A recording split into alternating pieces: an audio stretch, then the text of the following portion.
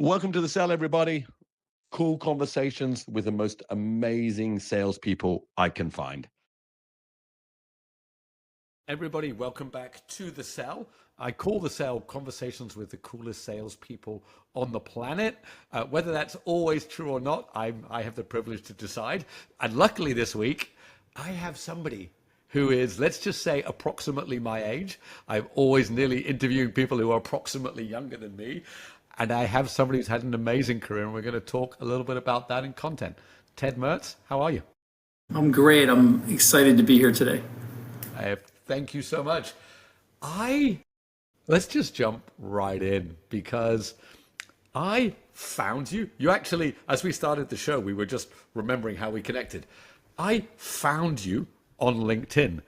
When was it that you realized that LinkedIn was, I personally think, one of the best new ways to tell stories? Was LinkedIn something new for you? Because we'll talk about your career in a minute, but you're prolific on it now. So I was on the platform for 15 years or so, but it was definitely after I left Bloomberg, which was 3.5 years ago, that I realized I fully understood the potential and what was happening. Before that, I certainly posted on LinkedIn, but I think I posted from that sense of like, you should be posting or you should do this. And my understanding of it completely changed when I actually left and I started posting more frequently and I think deeper content. And I saw how it could connect you with people, well, just like we connected. But the connection, I had not experienced that before. And that was the light bulb for me. It was the way it connected you with people. And so, but isn't it fascinating? You have been in content all your life, have you not? Yeah. Yeah, but I have been. So I was at Bloomberg a long time, and I was a reporter, and then a manager of reporters. But there's something different about the media. The media is they create content to send to you.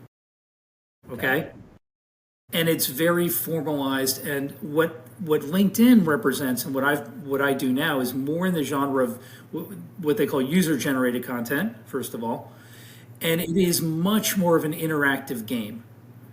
Okay, so the media do not expect particularly any reaction when they publish something. It's not like as a reporter you publish something you think, okay, I'm going to have a conversation with the people who I just wrote about. And this is what happens on social, of course, social media. When you publish something, people comment, they want to meet you for coffee, they want to like discuss it, they want to DM you or get on Zoom or there's just there's a public dialogue. It is a completely different experience. So you're a writer, but then you're actually part of the discussion. Completely different. So, isn't it weird? I hadn't thought about it like that. You see, because uh, when we grew up, you're right. Media was all push, and I suppose it is still today. But is it still the same skill set? So, do you think you're better on LinkedIn and you know how to create content because you did traditional media before, or are they completely separate things? I think they're remarkably different, remarkably separate. Look, I think that I have certain advantages having been a reporter in terms of understanding what good stories are, and I have a certain framework for telling stories. But I think they're pretty different. They're different skill sets. Okay, and I have found a lot of people who are reporters, particularly our generation. I don't think they've made much of a leap to social media or user-generated content, even when they're able to do that. They don't use the platform effectively, or many people don't use the platform effectively. Yeah. I think we should get to that at some point. Is how I sometimes am on a bit of a mission. I don't. If I show you here, I've even gone out, and I think you have too invested in a proper little creator camera. Yes. I think I've seen you with the microphone as well, right? Yeah. Did you get the DJI? Which one do you have? It's so funny because literally I'm going to go buy that today. Okay. The DJI. Yes. Several friends of mine said I have to buy that, and it's incredible. And I'm going to buy it though because I want to start doing interviews on the street with people, and that's going to be I think that's going to be a new unlock. And be right now, for the most part, I just use my Pixel, and honestly I hold it up, and I started. I think the way when people say how to start, there's a tremendous inhibition, particularly about among older people, about how do I create content? Do I, whether it's video or writing, they're just like, I don't have anything to say. Why would anybody be interested in what I have to say? I don't like. People are going to be critical. Like there's a million reasons not to start. And I think the critical thing is just to jump in the pool, just do something. So when I became convinced that I need to learn how to do video, which was, by the way, only like 2 months ago, 2.5 months ago, I had never done video before. Wow. A friend of mine, Phil Rosen, who's the editor of Opening Bell Daily, convinced me that you just have to have this skill. Like it's a skill. And I think when you think about it like that, you don't think about it like, oh, I have to post on social media. Think about it like it is a skill like PowerPoint or Excel or public speaking or any number of things. So if you can't, in my opinion, if you can't hold up a camera and deliver a message, you will be at a disadvantage going forward in business. And I believe, very few CEOs do this now. Very few people do it. But young people do it effortlessly, first of all. And second of all, the thing that has been, I think, a real thing to note, if you're talking about executive communications or selling, is Mark Zuckerberg started doing this like 2 years ago. And he was not doing this before.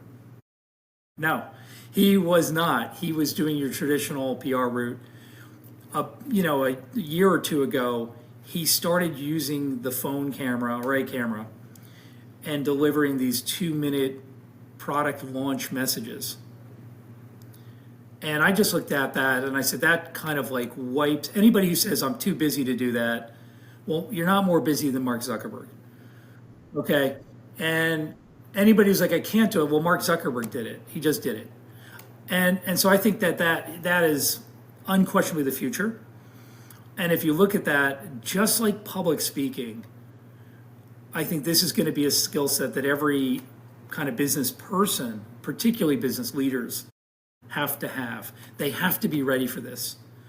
And so I look at it like it's so like 2 months ago I decided I have to know how to do this. And so I just said I'm going to do a video every day. And I'll tell you what's interesting about that is that I had the same thing. I was like, what am I going to say every day? But if you commit to do something every day, it's like going to the gym. It's like, what am I going to lift today? You go to the gym. I think so. What happens is as you start doing the videos and talking about things you're passionate about, it just gets easier and easier because then you're like, everything becomes an idea for a video. And that's the way it is. There's so much gold in there. But your point, the way you framed it, Ted, it's like Excel.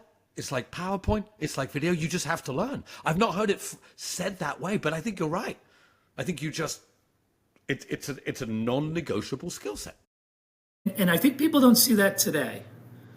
But the only reason they don't see it is because it's not a normalized activity. You don't see Jamie Dimon getting up every day, holding up the camera and saying, here's what's going on today. But you will. You will. You do see John Gray, I believe. You do see John Gray do it. And this is another thing. When John Gray, it's like, if John Gray can do it, you're not more busy. You're not busier than John Gray. Correct. And exactly. You're not any, and John Gray's not any better at it than you could be. No. I think so I actually do running videos too on LinkedIn. I do running videos. Okay. Everything I do is centered around running. The first time, honestly, I'm sure, Ted, the same for you. The first time I had to get my camera up and hold it, I was like, holy shit, what am I going to, like, what? Wait.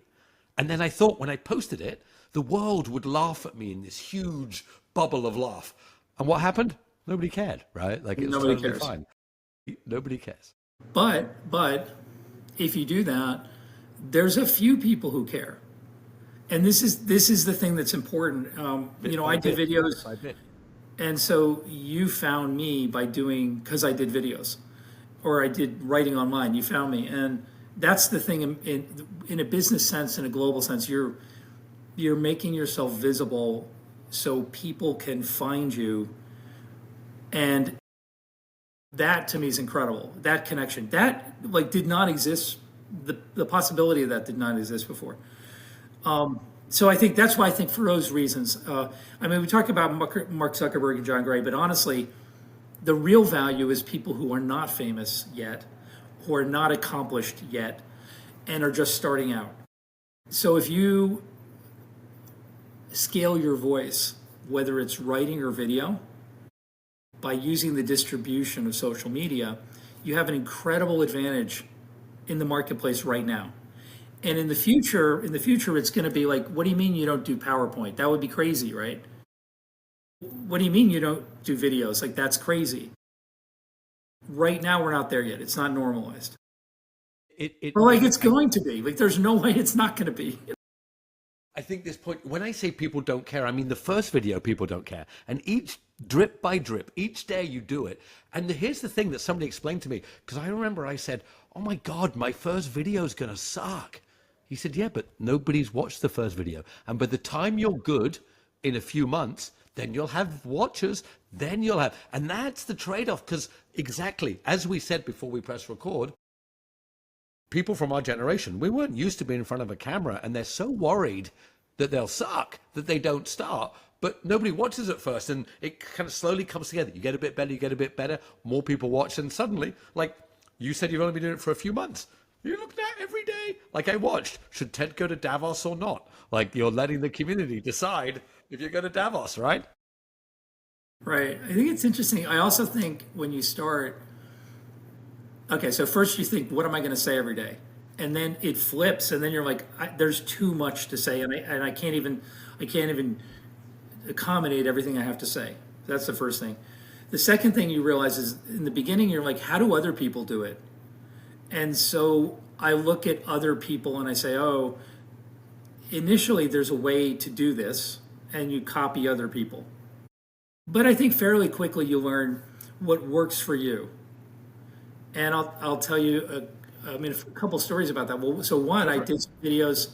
I have a lot of friends who obviously do media and do video, and some of them were helping me out by explaining to me how bad the videos were. And but this is the funny part. That several people said to me, "Oh, there's too much background noise." So that's when I got the mic, and I was like, "Oh yeah, if you have a directed mic, then." That's exactly right. So initially I did not use a mic. I just held the camera or the phone. Then I was like, okay, you need a mic. But then when I was doing them, even with the mic, you could hear sirens in the background and you could hear the city. New York's noisy. New York is noisy. And a couple friends of mine said, oh, we can clean that up for you. So they took it and they took the background noise out. But I didn't like that. It didn't sound good. It sounded like, so I stopped doing that and I left the sirens in.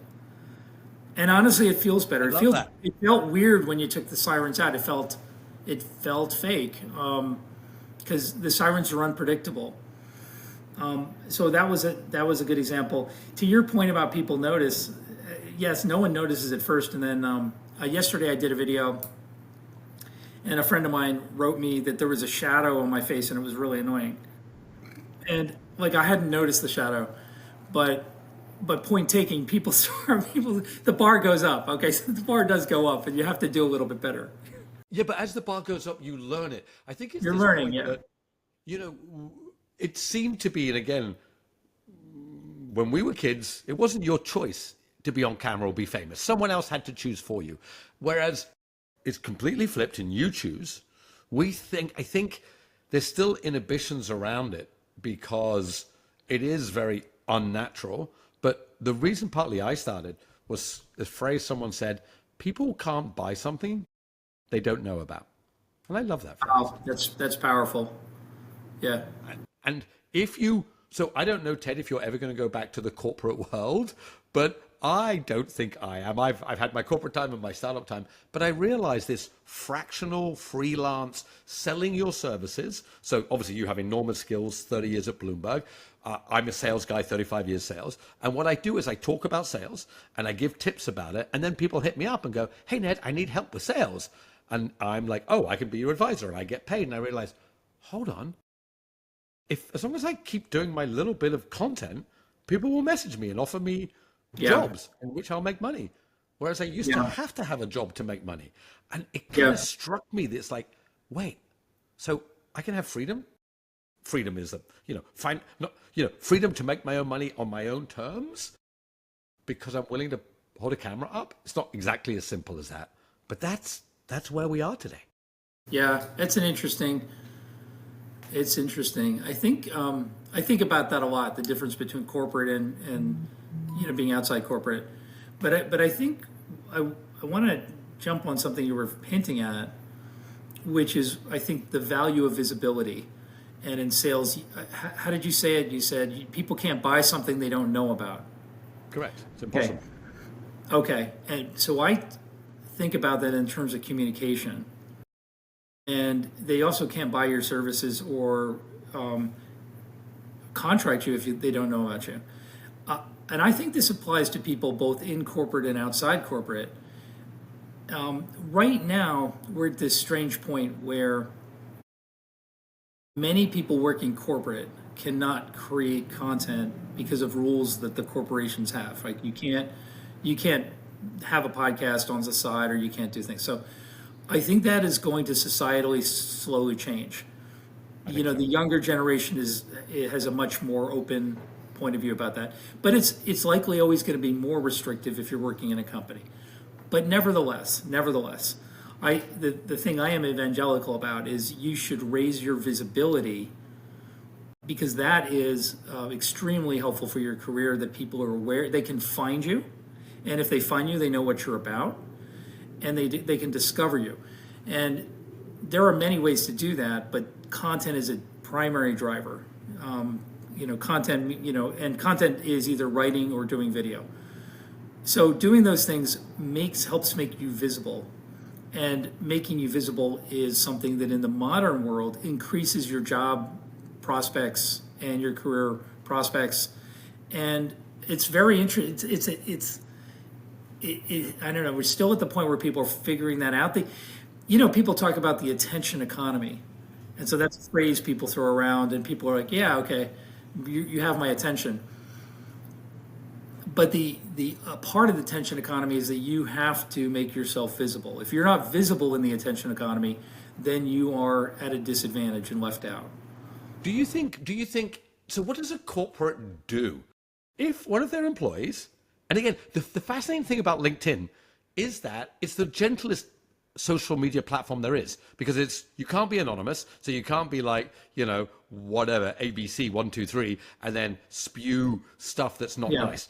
On LinkedIn, it's got your name and it's got your job, and it's incredibly nice and pleasant, and people talk about stuff in a respectful way in general. But why is and I don't know if you have the answer, we're just chatting, but why? What is it that would a corporate actually stop somebody? Let's say you were still at Bloomberg or another place, or you're at JP Morgan and Jamie Dimon, and you just started talking about stuff. Do you think corporates actually mind, or it's more of a perception, I can't do that, and people hide behind it? No, I don't think it's a perception. I think it's a reality. Wow. Obviously, it depends on the company. Yeah. Generally speaking, the older, larger the company, the more restrictive they are in what their employees can do in every way, but particularly in social media for a series of reasons. I think what's most interesting is not the restriction, but where we're headed. So let's look out 5, 10, 15 years. We're not going to get more restrictive. No, because we're facing a generational change. The people who are Sam Altman's age, Mark Zuckerberg's age, as they get older, they will be more tolerant of their employees creating it. The other thing that's changed secularly is that even companies that are worried about their employees saying something that's not helpful, they're realizing that the benefits of visibility are so huge that they need to take some more risk in so doing. So if you look at a spectrum, at some point we were at this place where companies are like, you can't do any social media at all. You can't even, do you remember it used to be you can't even open your social media at work? You can't even open the tab And at when your work. social media work, you can't do any social media. Okay. That's in the past. Now people are like, okay, I think where we are now, if you look at the conservative end of the spectrum, companies want their employees to amplify corporate messaging. Yes. So if the company puts out an announcement, oftentimes they'll tell everybody you should like, comment, and forward, repost that corporate announcement. So that's kind of where, if we're talking about where we are on the conservative end of the spectrum, that's where we are. However, we're also realizing that that content that they are amplifying gets virtually no traction, interest, readership, or engagement. So the ROI on that activity is really not very high. So you have to come further out the risk spectrum, meaning allowing employees to be a little more human to get the benefit of the amplification. And so we're inexorably moving down this curve, which is going to be harder for companies to manage their people, but they're going to take more risk because the companies where the employees kind of authentically write and show themselves are going to get more visibility and more influence. So that seems to me, I mean, people who don't recognize that just aren't really seeing what's happening. Do you see what I mean? So this is something a lot of companies just want to not think, I don't want to deal with this. I don't want to deal with this, so it's not happening. That is not the case. And you know, the reality is this is where the startups come into play. The startups take immense risk on content creation. I mean, companies like Cluely and some of these others, like they blew up because of the visibility driven by their social media messaging. And so they're pushing the envelope for both their CEOs and their employees. And that's not going to never be problematic. There are going to be problems with that. But I see us moving down this curve, and I don't see it as going back. Totally could not agree more.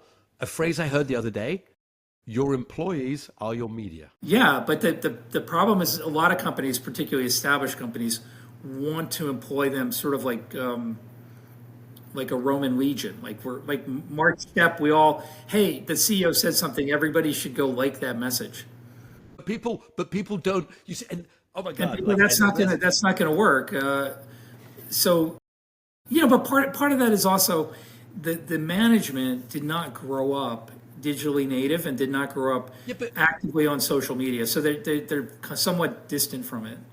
Yeah, but neither did you and neither did I, and we're starting to figure it out, right? So it's not, I'm starting to think that this idea, this excuse, which, you know, I had it in my head for a while and you maybe did too. Oh, we didn't grow up like that. Because to me, this is the point. I work in B2B. B2B is boring and dull. And telling people, hello, here's my product, and we just had an announcement, no one cares. Whereas if you are, let's say you're an insurtech and your insurance, you're doing technical, insurance sucks. Let's face it, no one likes claiming for insurance. And if you created content, if your employees were allowed to say, we desperately want to make insurance better. We thought about it. We want to do it. And this is how we're doing it. And they're not just talking, as you say, I like this idea, like if you're all in lockstep, hey, today we announced our third quarter earnings. Everyone's like, yeah well, that doesn't help. But you're right, there's risk to it, but it has to go that way. It does, but there's risk. I mean, I don't think there's no risk. I think what we're going to see first is, look, if you looked at the S&P 500 CEOs, the number of people the number of CEOs who actively, let's say post online, whether it's an essay or a video, like it's user-generated content, though. The number of CEOs that do user-generated content is very, very small. So we can talk about John Gray and Mark Zuckerberg and Rich Hendler, and there's a few people, but it's very small. So the first thing we're going to see is that those folks, either because a new generation comes in or because they get religion, are going to adapt to the modern marketing landscape and start to do more. They'll slowly get comfortable with doing this. And they'll do it just because it's part of the job. it's going to be viewed as part of the job. And once it gets normalized and they see their peers doing this, they see John Gray doing the running videos and they're like, I want to be like John Gray. I want to have the same facility and ease, and they'll tell their comms people, how do I do that? And so it's going to happen very slowly, and then it's going to happen kind of quickly. But I think it happens at the executive level before it happens at the corporate level. Because if the top, Because then they're more aware of what's going on, and then they're like, okay, I see how this works. I see the benefits. I see the risks, and they'll be somewhat more tolerant or encouraging. did you see the PayPal CEO content job that came out the other day? Yeah. Yeah, the 250K to be the content dude, and I think it said to run the content team for the CEO of PayPal, if I remember correctly. I don't remember, but it was definitely I think that's a good example where that got so much visibility with, some people saying, oh my God, that's crazy. Why would you do that? Not crazy. And I get, but it's an interesting, that won't be regarded as crazy in 5 years. There's two things I think that are important about that announcement. The first is that it's an acknowledgement that the CEO is storyteller and is visible face. The CEO, the evolution of the CEO representing the company continues on this arc. So, CEOs didn't used to do the product launches. That wasn't a thing. So Steve Jobs did that. Tim Cook does that. Mark Zuckerberg does that. But you still don't see most CEOs launching product. So the CEO people have talked about the CEO as the face of the company, but not the way it's happening today, where they're literally they're much, much more of the visual face. And so I think that's the first thing that tells you is that the comms budget, part of the comms budget is moving to help the CEO build that content capability. It's exactly what we were talking about, which is CEOs know they need to do this. They don't know how to do it. They're not comfortable doing it. They got to hire somebody to do it. But it's just moving budget from other parts of comms. Okay, so people overreacted to that. But the second thing it tells me is that it's a new kind of skill.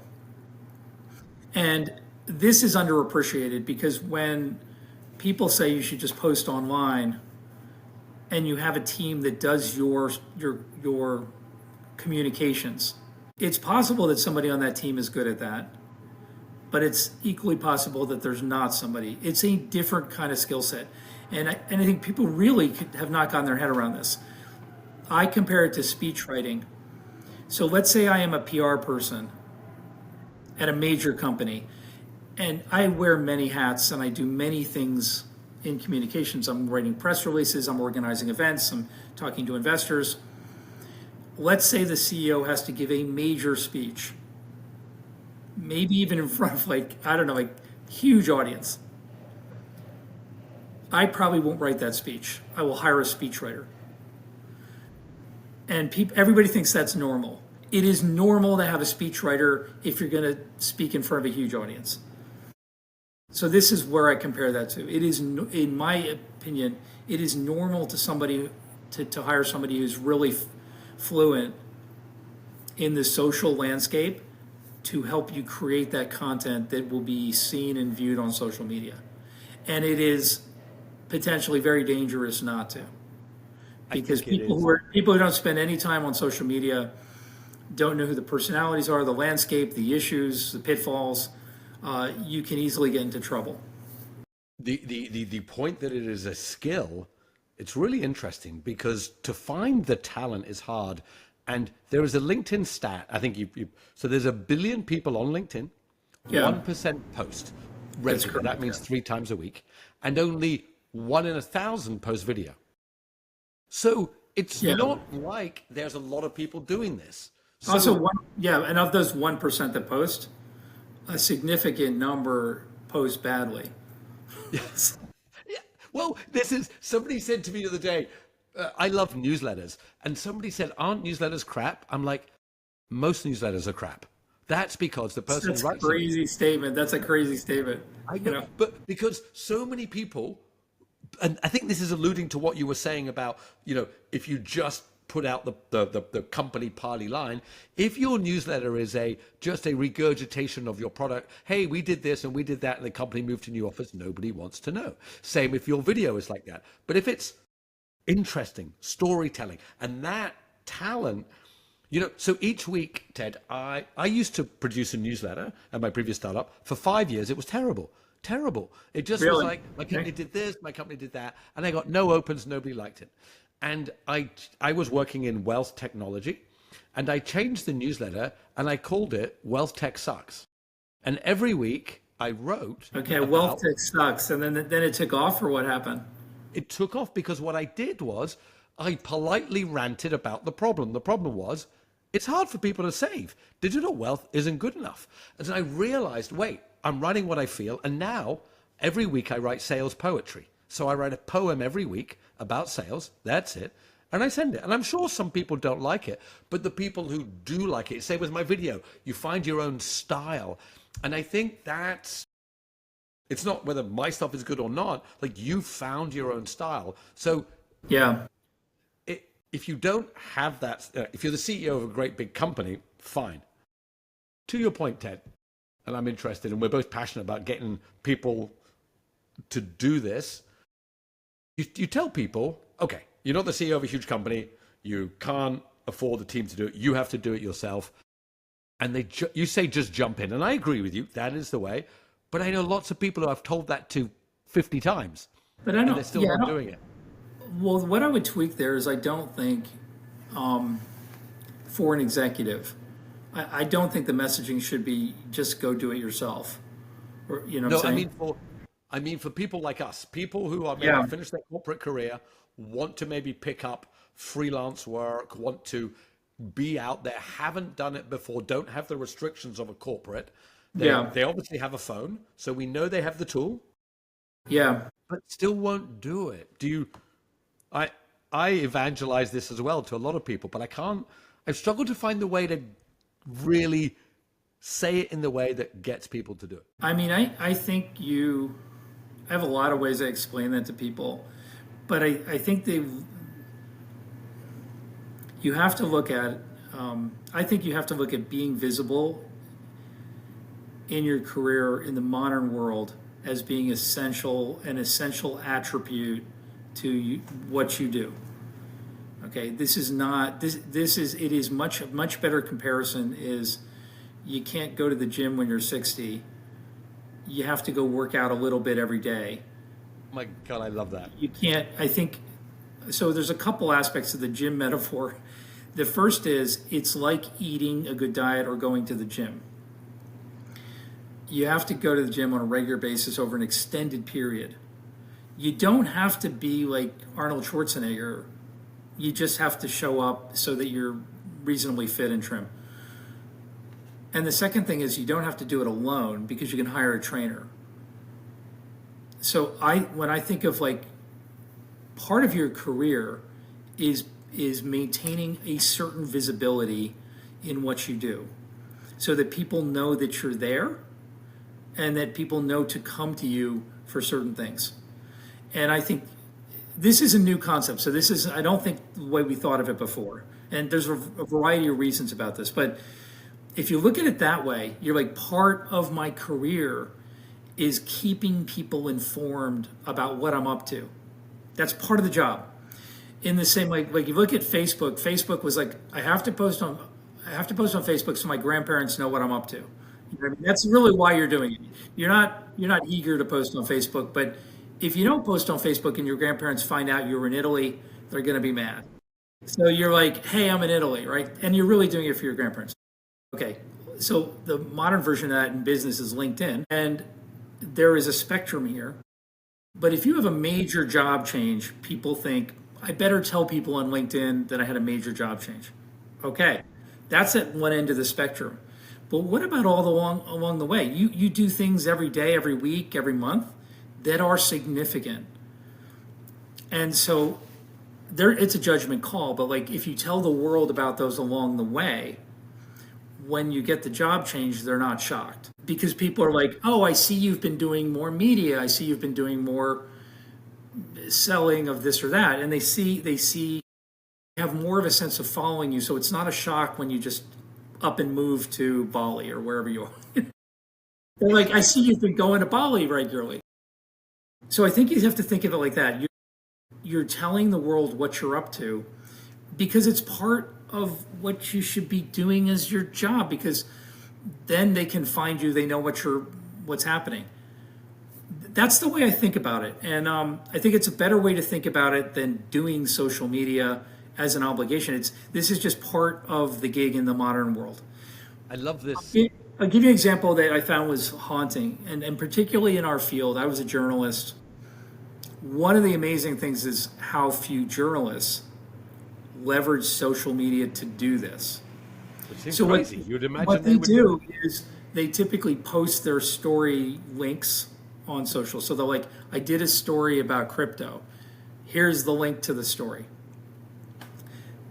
By the way, the link is probably paywalled, so nobody can read it. But okay. But they don't use the platform to keep people informed about what they're writing about, where they're going, what's interesting to them, and so forth. And there was a particular case I saw. The Wall Street Journal laid off like its large percentage of its Washington bureau. It was like 24 people. And I went in and I looked them all up. The list of names leaked, and I went in and I looked them all up. A third had like no social presence at all. A third had profiles but basically never posted anything. And a third posted modestly, but nobody had more than a couple thousand followers. Wow. And so those people then were all on the street looking for work. And suddenly they're discovering LinkedIn and they're like, oh, I'm looking for a job. Like, that's not the time to be asking for a job. The time to do this is where my point is, like, we have to take more responsibility for our careers along the way. And part of that is continually telling the world what we're interested in, what we're doing, what we're accomplishing. And I don't mean in a bragging way. I mean just in a normal, like, oh, I see you've been doing more work with technology, or again with crypto or something. So then if you do get fired or laid off, you're like, the world is more prepared to know how to help you or what to do with it. I think people don't think of it like that way. It's such a look, and that sucks on the Washington Post side, but it's your analogy that if you wake up at 60 and you're overweight and ill, suddenly rushing to the gym there isn't the answer. In the same way that, if you get laid off, you want it to have been relevant for longer. That is so true. Like, that is, yeah, I do think it becomes the non-negotiable. But I wanted to ask you, I have been enjoying your series, so I have a couple of questions on it. Are you going to Davos or not? What did the crowd tell you? I'm definitely going to go to Davos. Okay. For people who don't know what we're talking about, well, one thing is I have these things I do where I meet people for coffee and lunch. And this is not a business. This is a passion project where I just meet people and I'm so excited about what their story is. I write a profile of them. And I met a guy named Lee Bressler, and he was just passionate and evangelical about going to Davos. And like, he's like, you've got to do this. You've got to do this. And I'm like, okay. So I've never been. So I bought in. I was like, okay, yeah, I want to see what it's about. So I'm going to go. I'm committing to myself to go. And I think that's what that was about, Yeah, but the point is, I saw that video, you create these videos, but you're sharing with you. So to ask the next question, you're going to record people. What's your new concept is you're going to interview particular people, random people. New York's full of amazing people. What are you thinking? I don't know. It's going to iterate, It's just like with videos. You start doing something and you see what you like and what the audience likes and what works. But I think there's an opportunity to interview people, particularly kind of on the street.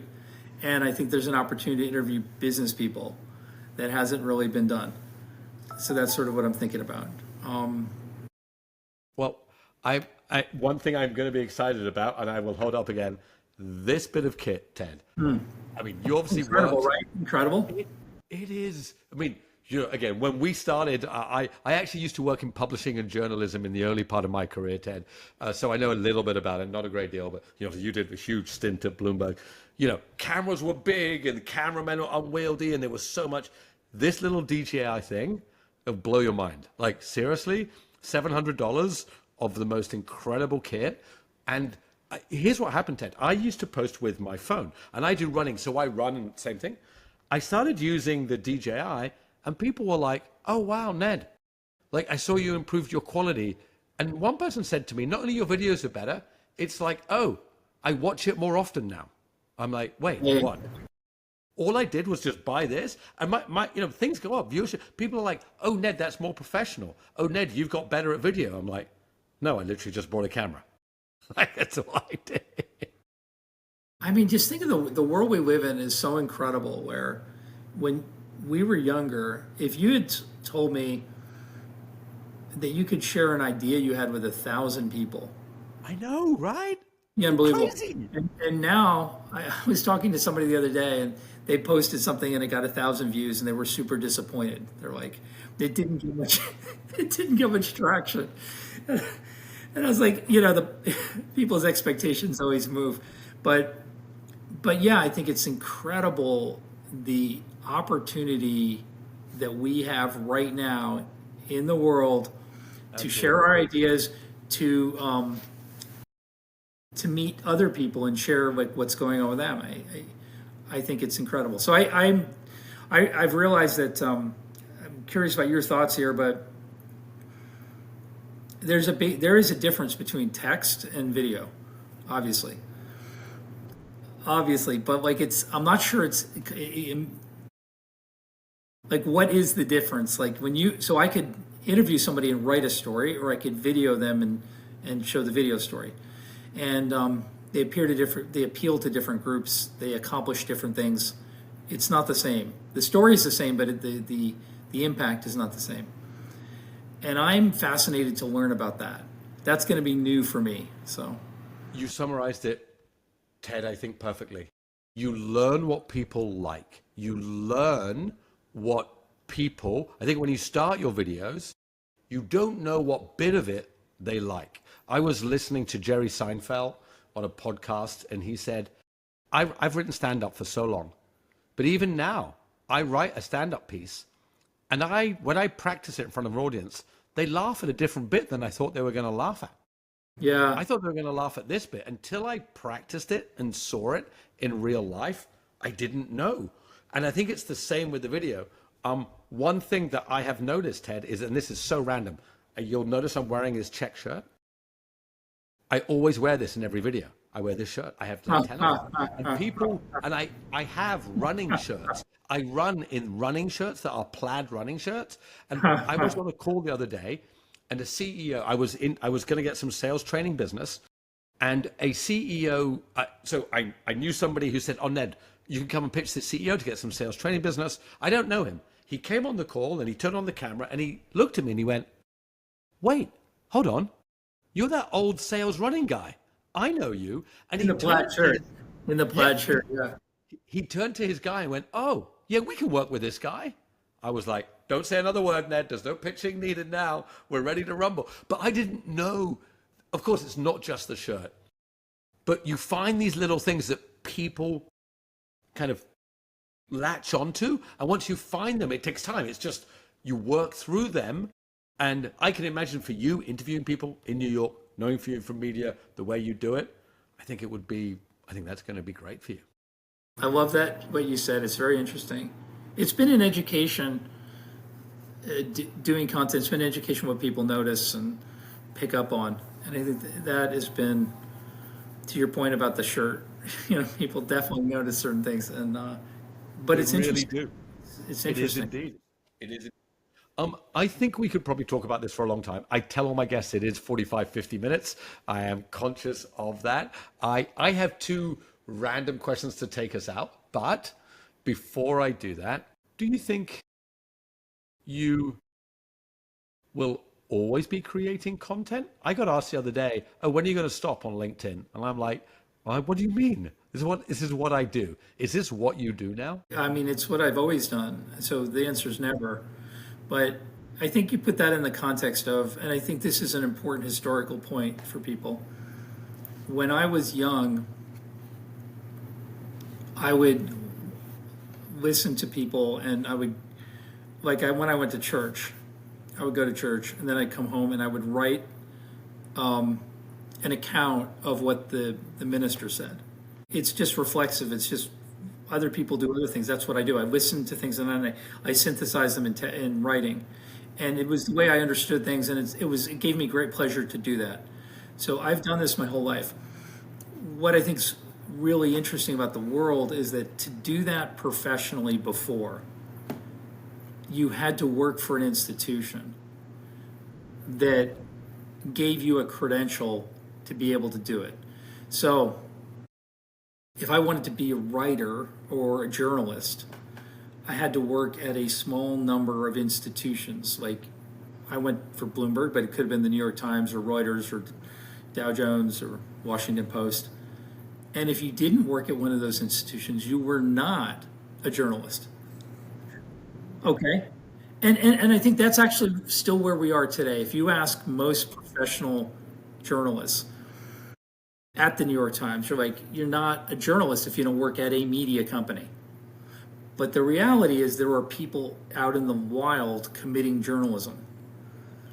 Committing journalism. I love that. Great phrase. I could take that camera and I could go down and I could start doing journalism that I had done professionally, but I could do it and I just post it on YouTube or whatever. And I would effectively be acting as a journalist. And that is, it's simply unbelievable. The move from this sort of credentialed institutional world to this world of individual capability, because we have the technology and the distribution, is underappreciated. I think it's underappreciated, and it will become understood more in the future. So people will be considered journalists based on if they do journalism, not by the institution they work at. I mean, this is already a reality if you know this world, but I don't think most people have accepted it yet. So that's I will always what I do is I meet people and I write about them, and I will always do that. And I'm grateful now that I have like a distribution platform. And by the way, I don't think it's like about LinkedIn. I think it's it could be any place on. I have a website too. It could be. I have a newsletter. This is a change in the world structurally that's not going away, and we're still really coming to terms with the fact that maybe some of the best information you can get, if we're just looking at this, our own little world, is not coming from the media. It's coming from people who are committing journalism in the wild. Ted, I'm going to take that phrase. Man, Okay. there are people committing journalism in the wild. So, what a great few words together. Committing journalism in the wild. Like, you could unpack that endlessly because each word, that's beautiful, man. That really is. Well, listen, Ted, it has been, thank you. Again, look, we caught up on LinkedIn. I watch your videos. I will follow along. Thank you so much. Enjoy Davos. Enjoy your new DJI camera. I'm gonna go. I'll go do a video for you. Yeah. Do it, man. Do it. Look, I'm going to be in New York in a while. Maybe we catch up, Yeah, ride come some see bikes. me. Yeah, we'll see go me. ride some bikes and do that. Okay, I finished with two questions. So here's the first. I assume you've watched Back to the Future. Yes. If you were allowed to go in the DeLorean and you were allowed to go into the past or into the future, you get one shot in the DeLorean to set the flux capacitor to any time you like. When is it and why? Wow. Can I do two? I guess I do two. Go for I I would take it back. I would go back to the time and era when my father was like in coming out of high school, college, which was which was World War II. I'd go back. I'd want to see what that World War II was an immensely important historical event, and it was immensely important in his life, therefore my life. So I would go back and see what that was, what that felt like then.